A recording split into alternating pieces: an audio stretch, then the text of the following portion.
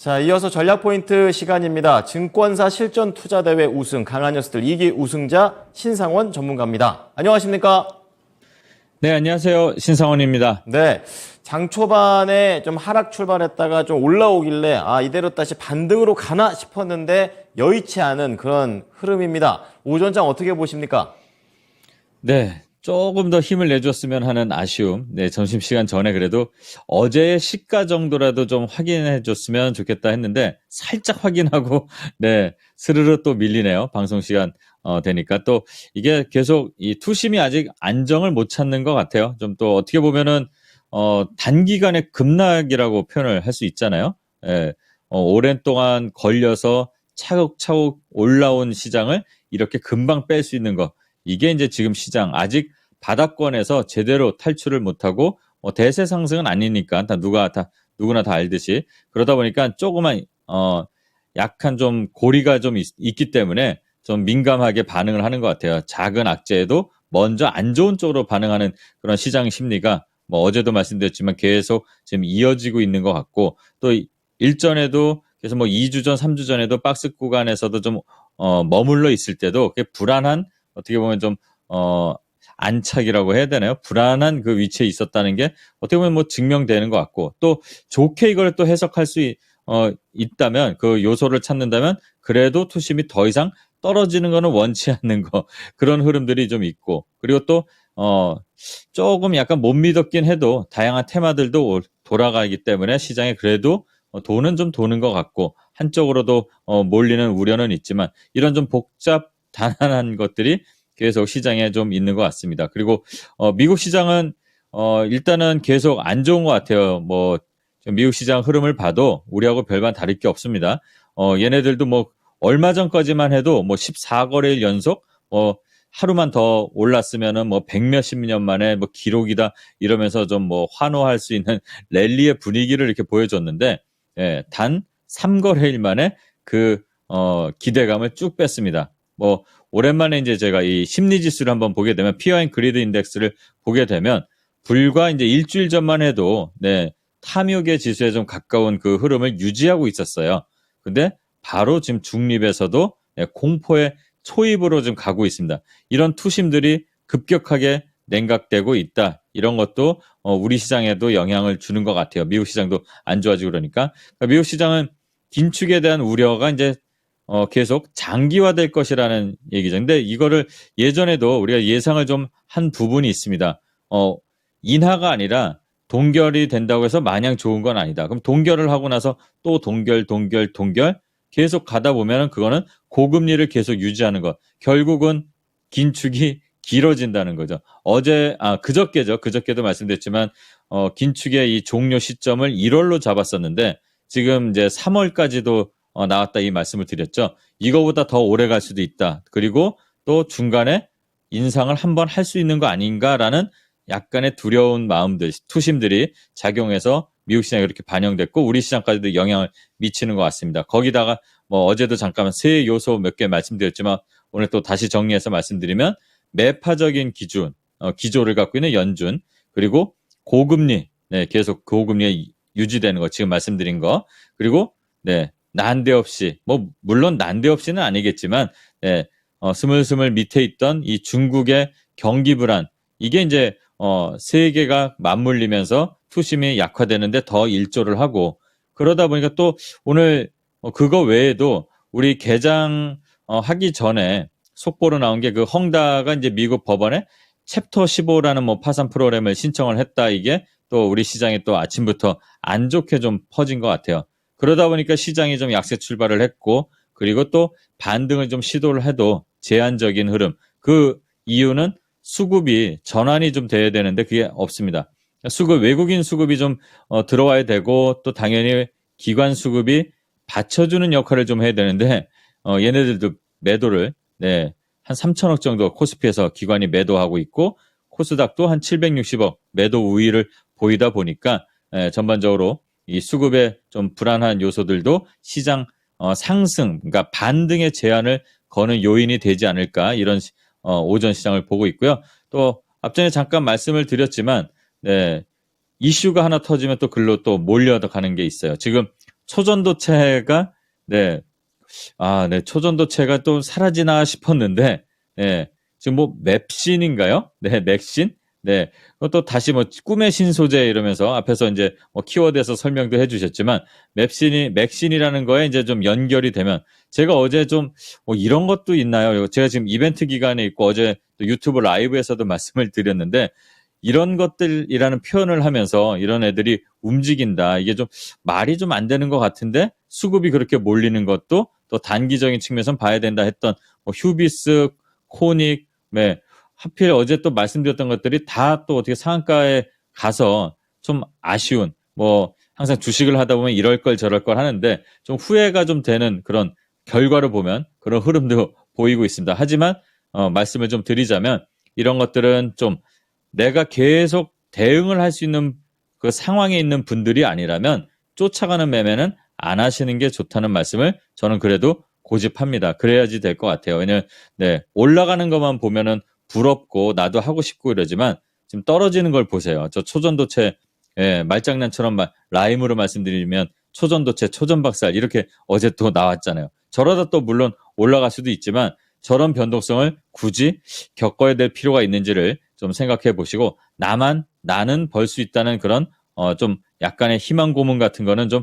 아닌 거다 이렇게 좀 말씀드리겠습니다. 그리고 중국 관광 재개에 대한 이 섹터들이 움직임이 또 나와요. 이것도 어제 제가 이제 유튜브 라이브 하면서 말씀을 드렸는데 공교롭게도 그 한국 화장품 얘기를 좀 제가 어제 많이 드렸어요. 코리아나도 그렇고 얘네들이 갑자기 이게 뭐 미리 수급이 좀 들어와서 준비돼 있다가 이슈가 나올 것 같다 해서 일정 매매처럼 이렇게 올라간 게 아니라 갑자기 거래가 들어왔기 때문에 얘네들이 먼저 상한가 갔던 종목들 이런 패턴에서는 한국 화장품 그다음에 뭐 코리아나 이츠 그날 그 상한가를 갔던 애들을 좀 잘 봐야 된다 했는데 오늘 또 이제 강하게 올라오고 지금도 시세를 유지합니다. 근데 지금은 아마 차익 실현 매물들이 나오는 거니까 조심하셔야 된다는 말씀 드립니다. 그리고 이 흐름이 이 한국 화장품을 예를 들어서 말씀드리면 이 흐름이 이 구간에서 계속 유지가 되고 또 실제로 중국 관광객들이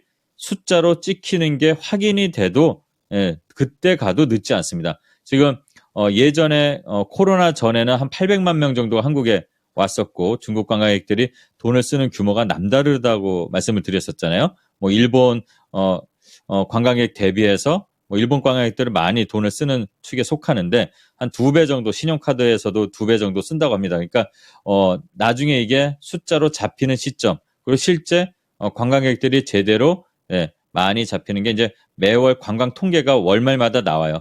그런 걸 보면서 가늠하면서 천천히 대응해도 된다는 말씀을 좀 드립니다. 안정된 흐름에서 다시 한번 계속 지속적으로 좀 볼 필요가 있는 그런 흐름들 오늘도 관광재개 섹터들 이 외에도 많습니다. 뭐 파라다이스도 그렇고 롯데관광개발도 그렇고 카지노 관련된 것들 그다음에 카지노에 들어가는 뭐 모니터 관련된 종목들도 있잖아요. 이런 것도 계속 순환이 될 겁니다. 앞으로 이걸 한번 살펴볼 필요가 있는 오전이 아닐까 이런 생각을 하고 있고요. 그다음에 오늘도 또 말씀드리지만 점심시간에 너무 스트레스 받지 마시고 좀 편안하게 식사하시면서 칼을 갈고 이를 갈면서 준비하는 사람이 더 나중에 좋을 거란 말씀드립니다. 시장이 좋을 때 지수가 막 올라갈 때는요 대비를 해야 되는 거고 떨어졌을 때는 준비를 해야 된다. 어제 우리 유튜브 라이브에 같이 하셨던 분들이 이런 말씀을 해주신 분이 계신데 이 말씀을 대신 전하겠습니다. 떨어졌을 때는 준비하는 겁니다. 이렇게 오전 시장을 보고 있습니다. 네. 자, 그럼 오후장 포인트 앞두고 있는데요. 앞서 제목에서 2,550포인트, 이제 코스피 지수에 관련된 중요한 선인 것 같고요. 또 거기에다가 수급이 전환이 돼야 된다. 이렇게 얘기하고 있는데 이게 그럼 바닥에 온 건지 아니면 오후장이라든지 앞으로의 장 대응할 때 어떠한 관점에서 시장을 봐야 되는지 궁금합니다. 어디까지나 뭐 제 경험에 의해서 제 경험에 제 개인적인 견해니까 너무 이거를 뭐 100% 신뢰 거기까지는 아니고 참고 정도로만 하시면 돼요. 그러니까 제가 봤을 때는 일단은 지난 1년간의 흐름을 보면 급락 나오고 바로 올라가는 건 없잖아요.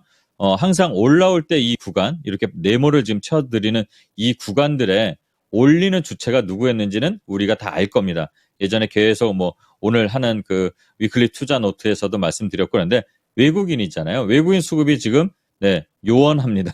얘네들이 들어와야 되는데 안 들어오고 있어요. 들어오면서 가야 되고 특히 이 2550선이라는 거는 그냥 기술적인 차트는 맹신하지 말라고 항상 말씀드려요. 그냥 참고 정도만 하는데 제 기준에서 봤을 때 그때도 말씀드렸지만 2550선, 2520선 그러니까 경계와 그리고 주의해야 될 구간들이었잖아요. 그것들을 어떻게 보면 지금 개파락으로 이렇게 떨어뜨려서 내려놨는데 수급들이 전혀 좋아진 게 없습니다. 그럼 이게 역으로 좋아지려면 그 갭들을 메꾸면서 외국인들 또 기관이 받쳐주고 이러면서 올라와야 돼요. 그래서 제가 2550선을 그래도 제 기준에서는 상징적으로 좀 보고 있고 그 흐름에서 외국인 수급들이 들어오는 게 어느 정도 좀 보인다면 그때 해도 늦지 않다. 지금 우리가 차트 같은 거를 이제 가늠해서 보실 때 보면은 5일선이 이렇게 쭉쭉쭉 빠지잖아요.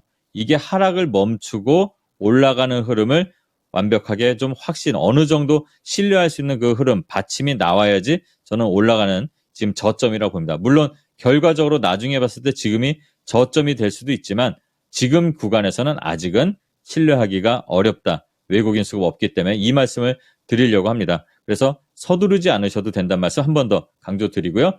또 이 단기 저점 형성 그리고 이 수급 전환 꼭 확인하는 말씀 그리고 그 전까지는 당연히 개별적인 종목들이 움직이는 거는 트레이딩 관점으로 대응하시는 거 예전보다 좀 덜 먹고 두 입 먹을 수 있었던 거 한 입만 드시라는 말씀을 드리는 거고요. 그다음에 중국의 경기 둔화 그리고 이 장기화 우려 때문에 달러가 지금 올라가는 것도 영향을 미치잖아요. 그럼 이 달러가 올라가는 우리 원화 기준에서 올라갈 때 수출 중심의 이제 의류 회사들 거의 100% 수출하는 회사가 이제 뭐 영업무역이라든가 한세실업이라든가 있잖아요. 그리고 자동차 관련 회사들 자동차는 지금 어떻게 보면 약간 주춤할 수밖에 없을 것 같아요. 상반기에 상당히 좋은 실적이 나왔는데 그 흐름이 만약에 이어진다면 자동차 관련 부품주들도 지금은 주춤하고 있지만 다시 조정 거치고 또 나중에 4분기로 갈수록 실적이 이 강한 달러의 영향을 받아서 좋아질 수가 있습니다. 그러니까 이런 것들 그리고 바이오 관련주에서는 CDMO 관련된 회사들 수출을 하는 회사들 있잖아요. 이 회사들 뭐 특히 뭐 삼성바이오라든가 뭐 SK바이오사이언스 이런 메이저 회사들 위주로 한번 좀 살펴보고 그 외에 작은 회사들 중에서는 당연히 실적 기반되고 지금 발표가 다 나와 있는 애들 위주로 한번 천천히 잡아보셔도 됩니다. 그리고 정부에서 이제 뭐 정책을 또 발표한 게 있는데 어제 12개 전략 사업에 이제 금융 지원한다는 거 한 13조 정도 한다고 해요. 그 12개 섹터가 뭔지 체크해 볼 필요가 있겠죠. 뭐 디스플레이, 수소, 미래차, 항공우주, 철강, 탄소, 기계, 배터리, 그리고 뭐 조선, 반도체, 광학전기. 이거 보면은 다 우리 시장에서 가장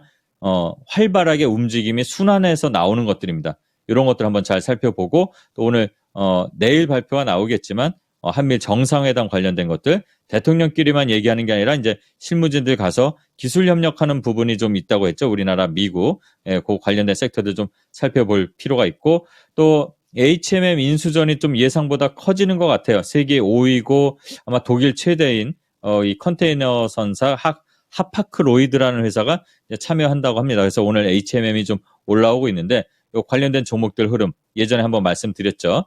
우리나라에서는 SM 이제 좀 적극적으로 좀 참여를 하는데 엔터 회사 SM 아닙니다. 그거 한번 살펴보시고요. 곁가지로 다음 주에 우리가 이제 방산주 흐름을 좀 볼 필요도 살짝 있는 것 같아요. 북한이 이제 우리나라 다음 주에 한미 훈련 하니까 도발을 할 수도 있다는 뭐 얘기도 좀 나오니까 이런 것도 관심 있게 보면서 지금 안 좋으면 준비를 해야 된다고 말씀드렸으니까 뭐 다음 주 그다음에 그 다음 달 관심 있게 계속 일정들, 그다음에 이슈들 체크해 볼 필요가 있는 오후가 됐으면 좋겠습니다. 네. 자, 오후장의 포인트들 좀 쭉 짚어주셨습니다. 이어서 관련된 내용들 종목으로 좀 가보도록 하겠습니다. 오늘의 추천주 어떤 종목인가요? 네, 오늘의 추천드릴 종목은 대한항공입니다. 대한항공이고요. 최근의 흐름이 바닥권에서 이제 기대감으로 좀 올랐다 내렸다 하면서 지금 다시 역배열을 다시 돌리려는 아직은 날개를 제대로 못 핀 우리나라 대표 항공사 중에 하나죠. 그리고 이제 이 시간에서도 그렇고 계속 말씀을 좀 몇 번 드렸었는데 화물 쪽 수익이 좀 안 좋아진다고 이렇게 좀 나오는데 역으로 생각하십시오. 이 회사는 화물회사, UPS나 페덱스 같은 화물회사가 아닙니다. 원래 여객회사잖아요. 여객의 수요가 다시 늘어나고 있다는 거. 이게 포인트가 돼야 되는 거고 화물은 플러스 알파가 되는 겁니다. 이렇게 생각을 하면서 네, 실적에 대한 거 여러 리포트들이 있지만 좀 부정적인 게 좀 어이없게 나오는 것들이 있으니까 그걸 잘 해석을 할 필요가 있다 이 말씀을 드리고요. 실적은 2분기 실적은 컨센서스에 부합하게 나왔습니다. 그리고 지금 중국 기대감도 있고 다음 달에 추석, 이번 달에 이제 휴가 시즌에 이제 많이 이용을 했을 거고. 근데 아직도 코로나 이전에 정상 수준이 안 왔습니다. 그러니까 앞으로 더 갈 길이 먼데 지금 중국 관련 이슈가 나왔죠. 그리고 다음 달에 추석 있고 중국도 마찬가지로 명절이죠. 그리고 10월 달에 이제 또 연휴 있고 계속 이제 중국 관련된 이슈까지도 플러스가 되는 그런 호재성 주변 환경들이 있으니까 좀 잘 살펴보시고요. 또 안 좋은 이슈는 당연히 합병 관련된 뭐 승인 이슈인데 그런 것들을 소화하고 지금 오고 있다고 보고 있습니다. 그래서 전략은 항상 말씀드리지만 현재가에서 아래로 천천히 진입하시면 낚시하듯 진입하시면 될 것 같고 손절가는 21,500원, 1차 목표가는 27,000원 설정하고 천천히 정말로 비상했으면 좋겠다는 생각으로 한번 관심 있게 봤으면 좋겠습니다.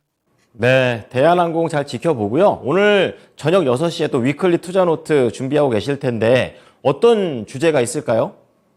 네, 무더운 여름이 아직도 이어지는데 날씨와 관련된 시장에 또 뭐 살펴봐야 될 것들, 재미난 또 뭐 제 소재들 이런 걸 보고 그다음에 뭐 중국 관련 이런 섹터들은 어느 정도 더 갈까 이런 재미난 얘기를 여러분들과 함께 나누도록 하겠습니다. 네, 오늘 6시도 많이 기대해 보겠습니다. 감사합니다.